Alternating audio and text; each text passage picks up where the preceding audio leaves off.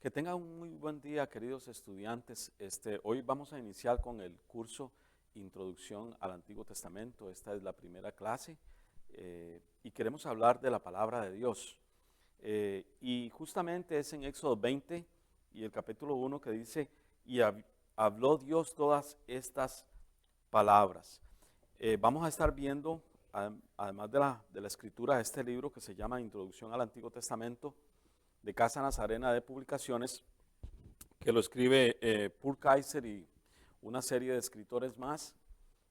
Así es que el primer capítulo dice en estos escritores que la Biblia, obviamente usted y yo sabemos que está y creemos que es inspiración de Dios, que es Dios inspirando a los hombres y trabajando con los hombres para traernos un mensaje a la humanidad. Ahora bien, él hace una pregunta muy interesante. ¿Por qué debemos de estudiar la escritura? ¿Por qué los hombres estudian la palabra de Dios? Y dice básicamente que los hombres quieren leer no solamente, sino también interpretar qué fue lo que Dios quiso decir en este mensaje que nos ha dejado a través de las centurias, a través de los años, ¿verdad? Y nace aquí entonces otra pregunta. Y muchas personas dicen, bueno, ¿es la Biblia simplemente una gran obra literaria? ¿Es la Biblia simplemente un libro más? Pero Purkaiser nos dice lo contrario. Nos dice que realmente la Biblia es un libro no solamente el más vendido de toda la tierra, eso es algo muy importante, sino que es una gran biblioteca, un compendio literario de muchos libros que se escribió durante diferentes épocas a través de diferentes hombres, de diferentes culturas, y que fue inspirado totalmente por Dios.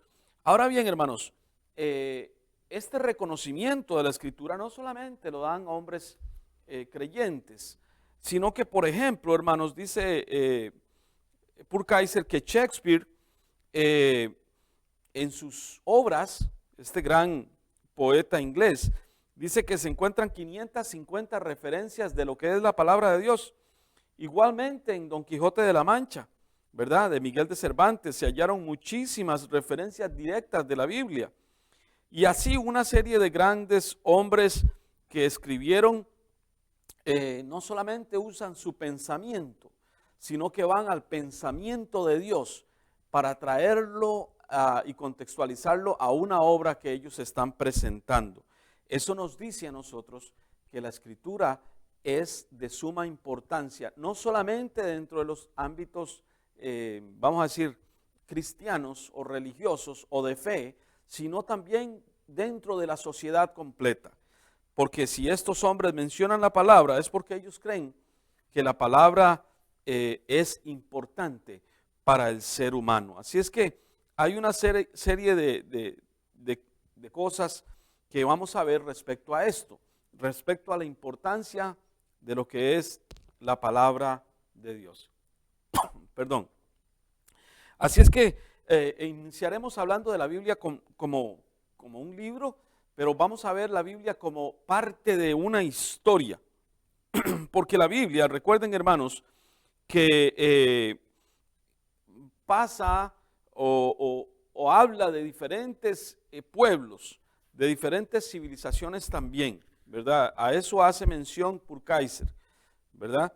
Y aún cuando la palabra de Dios ha querido ser pisoteada durante muchos periodos de la historia, ha seguido vigente hasta el día de hoy.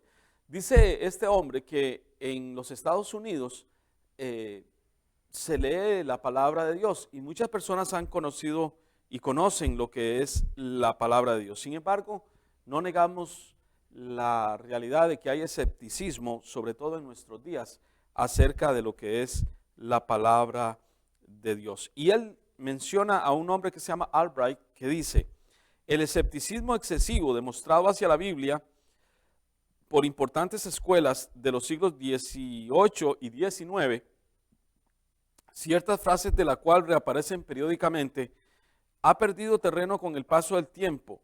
Descubrimiento tras descubrimiento ha ido estableciendo la exactitud de las historias bíblicas en todos sus detalles y ha traído un reconocimiento creciente al valor de la Biblia como una fuente histórica. También nos habla Purkaiser de que la Biblia tiene una riqueza filosófica y ética. Recordemos, hermanos, que hay muchas naciones que en sus constituciones, en su estructura política, hacen su fundamento o se fundamentan justamente en las verdades escriturales, en la moralidad de la palabra de Dios, en la ética de la palabra de Dios. Y esto es algo muy importante, ¿verdad? Wilberforce dice, el gran reformador social inglés, menciona lo siguiente, dice Purkaiser: nunca gocé la verdadera felicidad hasta que acepté a Cristo como mi Salvador. Leed la Biblia. Durante todas mis perplejidades y angustias, nunca leí otro libro ni he deseado ningún otro libro. Por supuesto, este hombre no solamente había tenido un encuentro con Dios, sino tuvo un encuentro con la Escritura, con la palabra de Dios. Y él lo menciona, la Biblia es importante para el ser humano. Y yo quisiera en este momento ir a un salmo que realmente me inspira, justamente, que está en el Antiguo Testamento. El Salmo 119, donde justamente es el salmista que menciona la riqueza de la palabra de Dios. Recordemos que este es el capítulo más grande de la palabra de Dios, de la Biblia. Pero justamente es David quien menciona: ¿con qué limpiará el joven su camino? Con guardar tu palabra. Luego ahí en el verso 11 del Salmo 119 dice: en mi corazón he guardado tus dichos para no pecar contra ti. Bendito tú, oh Jehová, enséñame tus estatutos. Con mis labios he contado todos los juicios de tu boca. Me he gozado en el camino de tus testimonios, más que de toda riqueza. En tus mandamientos meditaré, consideraré tus caminos, me regocijaré en tus estatutos y no me olvidaré de tus palabras. Muy posiblemente que este reformador se regocijaba en escrituras como estas, donde es el poeta hebreo David que nos dice: vayan a la escritura, mediten en ella, limpien su corazón a través de ella. Por eso, hermanos, es que es importante que entendamos y conozcamos la escritura, ¿verdad? Sigue diciendo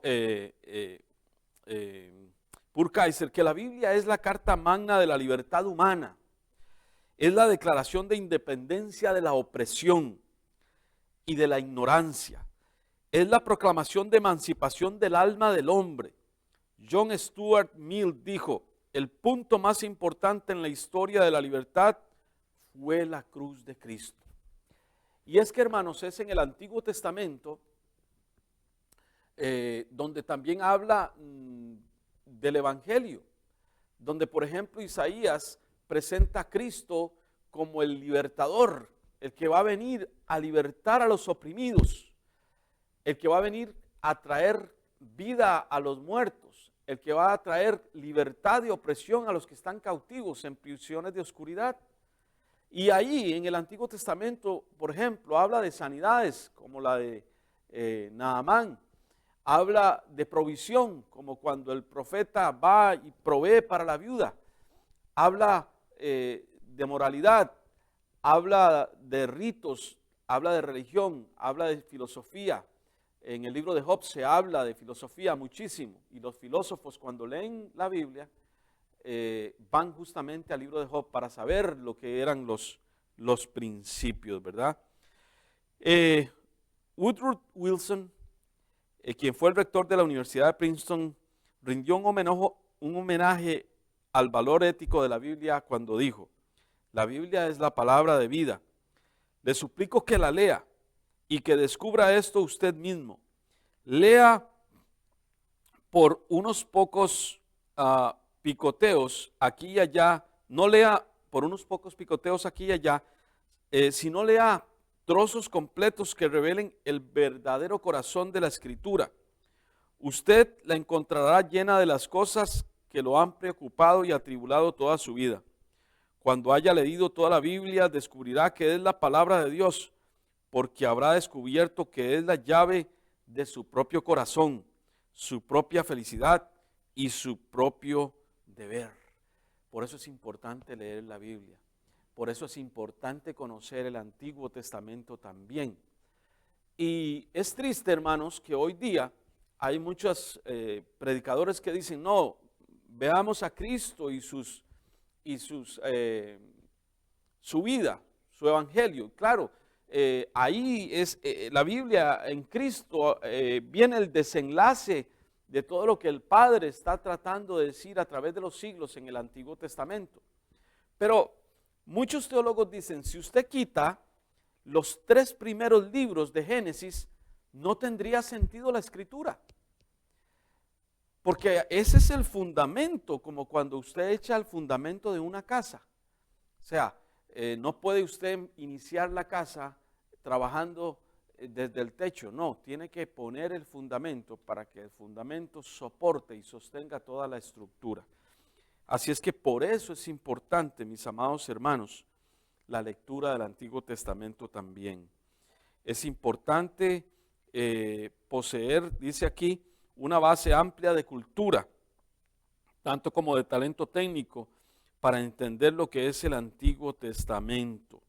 Y es importante que en la Escritura y en el Antiguo Testamento encontramos, por ejemplo, la raíz de los inicios, ¿verdad? El libro del Génesis, el libro de Job, que es uno de los libros que se considera uno de los libros más antiguos, los escritos que algunos consideran que eran de Moisés, el Pentateuco, ¿verdad? Y todas estas tesoros de la Escritura. Así que yo le animo a usted, querido estudiante, a que profundice en la Escritura. Es tan precioso cuando usted puede tomar libros como el de Purkaiser o de otros escritores que han profundizado de verdad, han trabajado fuertemente para darnos luz acerca de lo que es la Escritura.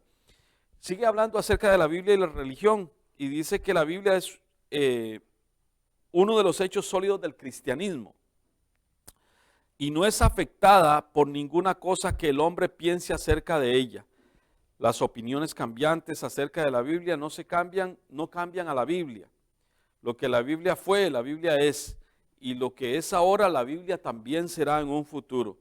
No hay pensamientos de lo que los hombres que puedan juzgar a la Biblia, pero la Biblia juzga a todos los pensamientos de todos los hombres.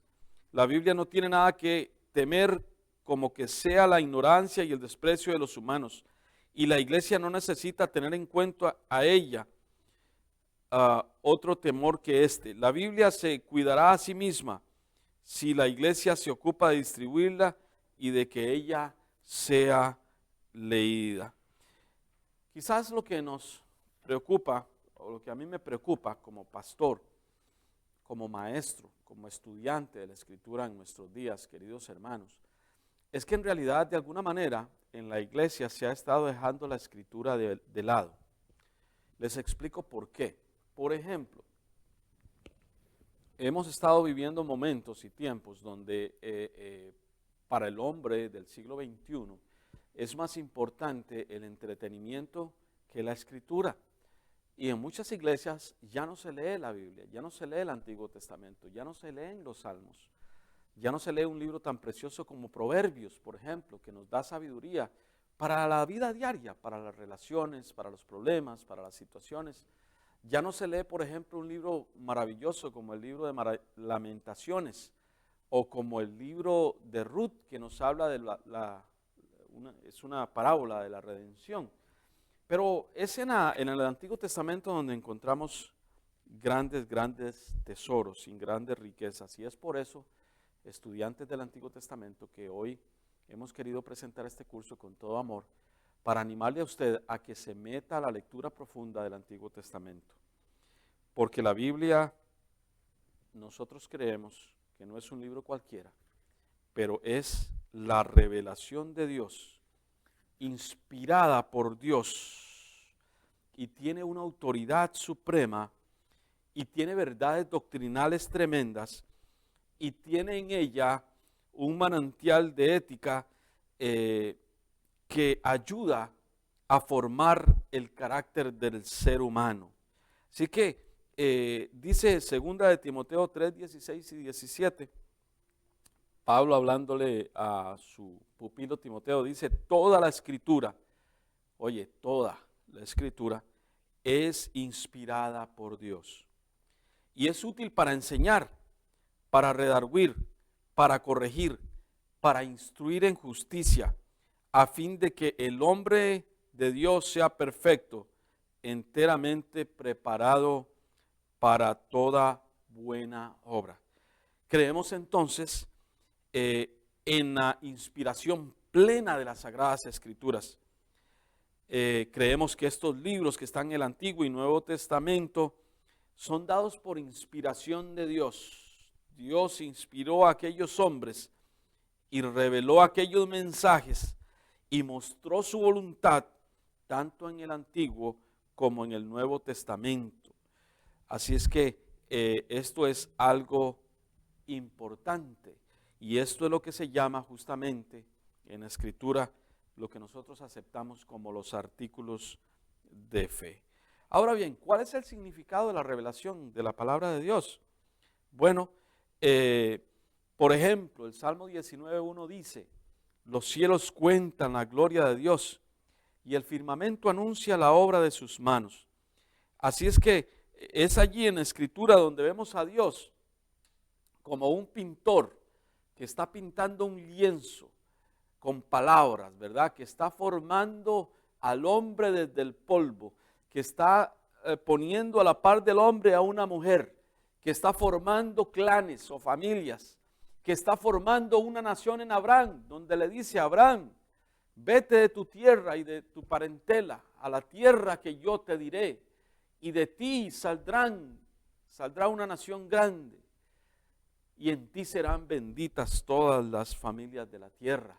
Es allí en el Antiguo Testamento. Por eso nosotros creemos que la Biblia es inspirada totalmente por Dios. Es infalible, no se equivoca y no, vamos a decir, no va a ser borrada de la faz de la tierra porque la Biblia procede de Dios. Durante el tiempo del comunismo, durante el tiempo de, ¿cómo se llama? La Revolución China y todo esto, quisieron borrar la Biblia, quisieron deshacerse de la Biblia. Sin embargo, hasta el día de hoy la Biblia permanece y se está leyendo hoy quizás más que nunca, ¿verdad? Entonces, la Biblia es la revelación suprema y perfecta de Dios y revela el carácter y la personalidad del Hijo. Ese es el propósito. Así lo menciona Juan cuando dice, Él es el Logos, la palabra de Dios. Y así lo menciona Juan en capítulo 1, versículo 18, cuando dice, a Dios nadie le ha visto jamás. El unigénito del Hijo que está sentado al Padre, Él le ha dado a conocer. Así es que vemos en la Escritura la revelación de Dios. Y también vemos la inspiración de Dios. Porque dice la Biblia que Dios inspiró a aquellos hombres que hablaron en nombre de Dios, que fueron voceros, mensajeros por supuesto, del mensaje, valga la redundancia, el mensaje que Dios tenía para nosotros. Cuando yo leo la Escritura, mis amados hermanos, pienso en cartas. Las Escrituras son cartas, básicamente, libros y cartas, mensajes. Hoy tenemos la tecnología donde un mensaje viaja a cualquier lugar del mundo, en segundos está allá al otro lado del mundo. Pero antiguamente, mis amados hermanos, usted sabe que era diferente. Las cartas duraban 15 días, 22 días, un mes, para llegar a su destino.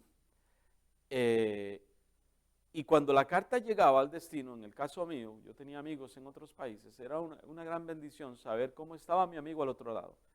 qué estaba pensando, cuáles eran sus inquietudes, qué estaba sufriendo en su familia, en su salud, etc. Y nos comunicábamos por cartas hechas con puño y letra, como lo hizo posiblemente el apóstol Pablo, o lo hicieron los profetas, o lo hizo en el Antiguo Testamento, un poco más atrás, escribieron las crónicas o el libro de Esdras, etc.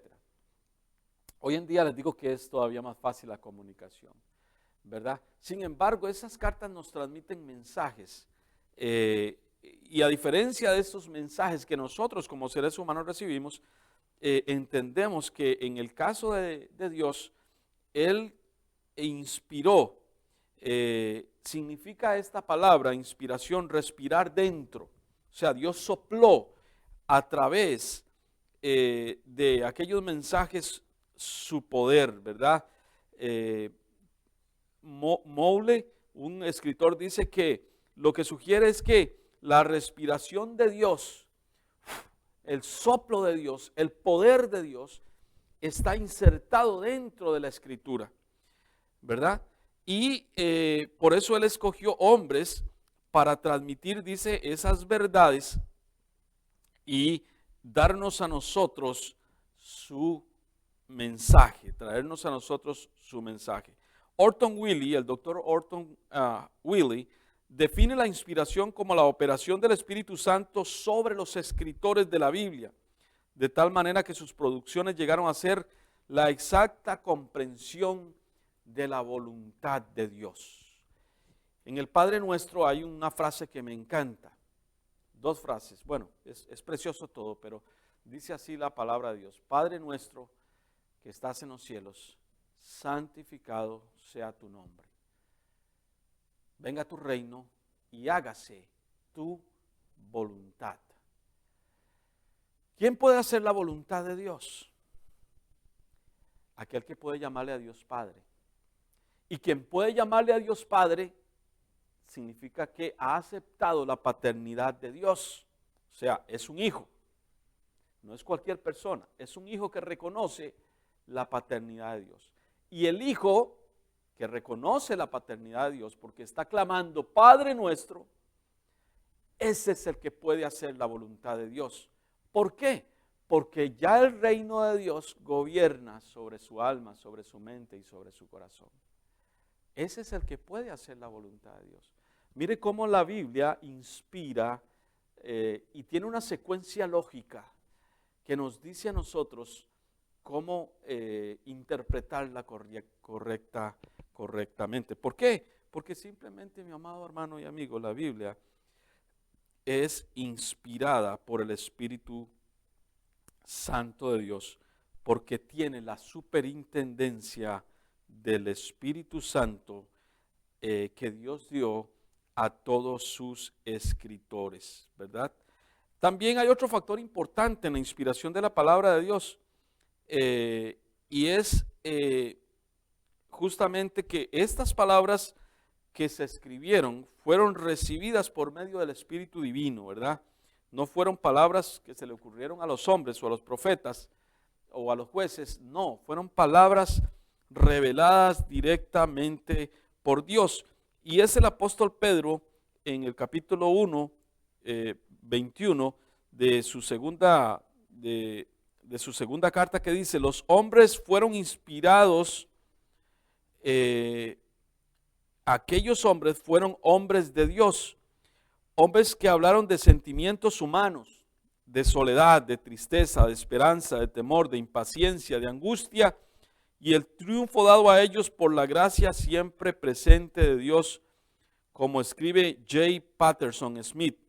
Dios usó las mentes humanas como canales de su verdad, probablemente porque así podía ser mejor comprendida y asimilada por las mentes humanas su voluntad y aquellas palabras al cual Él les dirigía. Así es que es importante que entendamos esto, hermanos, de que la palabra es inspirada totalmente por el Señor, ¿verdad?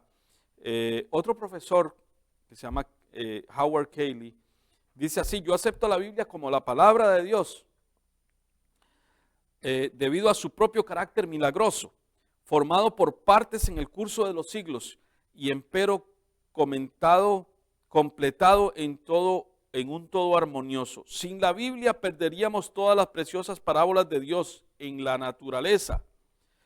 Dice, y cuando la naturaleza es explotada meramente por lucro o por orgullo de la ciencia, es degradada y arruinada.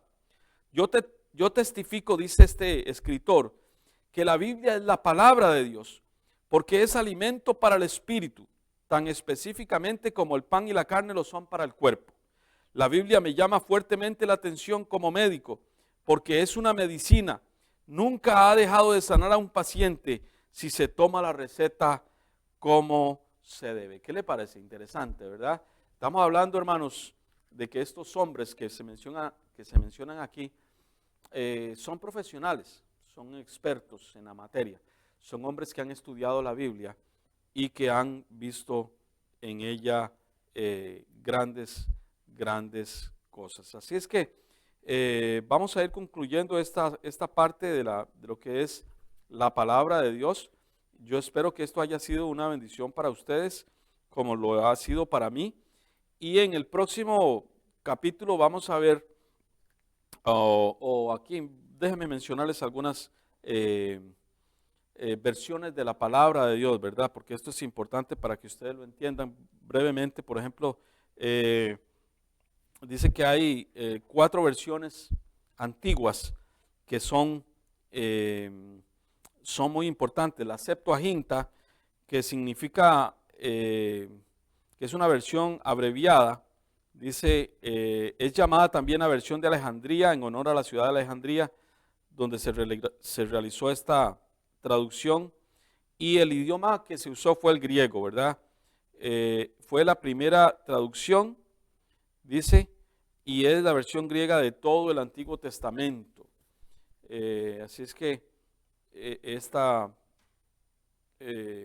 versión de la Escritura dice que tiene tradición muy antigua y es originada por una supuesta carta de Aristeo, un judío que servía bajo las leyes de los Ptolomeos en el siglo III antes de Cristo. Así es que los Targumes, dice que es la segunda traducción de la Biblia. Dice la segunda versión antigua que consideramos como una colección de diferentes escritos conocidos como los Targumes arameos. Targumes quiere decir traducir o interpretar, ¿verdad? Entonces estos hombres tradujeron e interpretaron la escritura, ¿verdad? Es muy importante. La Biblia de Peshitta también es otra versión, ¿verdad? Es la obra de los cristianos sirios del siglo V de nuestra era, ¿verdad? Y es una traducción simple o literal de gran valor para determinar el texto original hebreo en la cual se realizó. La Vulgata Latina de San Jerónimo es la cuarta y última de las grandes versiones de la Escritura. Versiones antiguas, y dice que es de difusión romana, que se condujo por el mundo antiguo, y dice acá, déjeme ver un momento, que Jerónimo llevó a cabo su monumental obra, en la cual trabajó 20 años en un monasterio cerca de Jerusalén entre los años 385 y 405 de nuestra era, trabajando para traducir y para brindarnos esta versión. Y hay otras versiones, por ejemplo, ya versiones más modernas, como la de Wycliffe en el año 1320 a 1384. Este hombre era un erudito inglés, educado en Oxford, y él se le llamaba el pre-reformador, ¿verdad? La estrella de la reforma le llamaban a este hombre porque él habló antes de la reforma y trabajó en diferentes versiones de la escritura. Luego aparecen otras versiones inglesas como la de King James, ¿verdad? O el Rey Santiago, así se le conoce en español. Es una Biblia que se usó mucho en inglés en las décadas pasadas. Ahora pues ya hay otras versiones como la Nueva Versión Internacional y otras versiones en inglés. Y en español pues nosotros conocemos algunas Biblias un poco más recientes, como la Biblia Reina Valera, como la Biblia, la que hablamos, la Biblia latinoamericana, la Biblia de las Américas, la Vulgata Latina, que se habló acá, y otras Biblias, aunque ahora tenemos un movimiento más grande de Biblias modernas, que algunos dicen que no son tan buenas, pero yo pienso que algunas ayudan en la comprensión de lo que es el lenguaje, porque lógicamente los lenguajes van cambiando. Pero mis queridos hermanos, aquí resumo el primer capítulo de lo que es la palabra de Dios. Les animo a leer el Antiguo Testamento. Si es posible en estos días usted tome y lea el Antiguo Testamento para que venga este curso preparado. Una cosa importante que yo hago muchas veces con Biblias de estudio, como la Biblia de MacArthur, como la Biblia de Plenitud del Espíritu, o como la Biblia, alguna otra Biblia como la de, déjeme recordar, alguna otra Biblia de estudio, como la de la Riley. Esas Biblias en la parte, antes de iniciar el libro, ahí le dicen cuándo se escribió el libro, quién era el autor, dónde se escribió, el propósito del libro, y sería bueno que usted pueda leer estas introducciones para que usted comprenda de qué se trataba ese libro.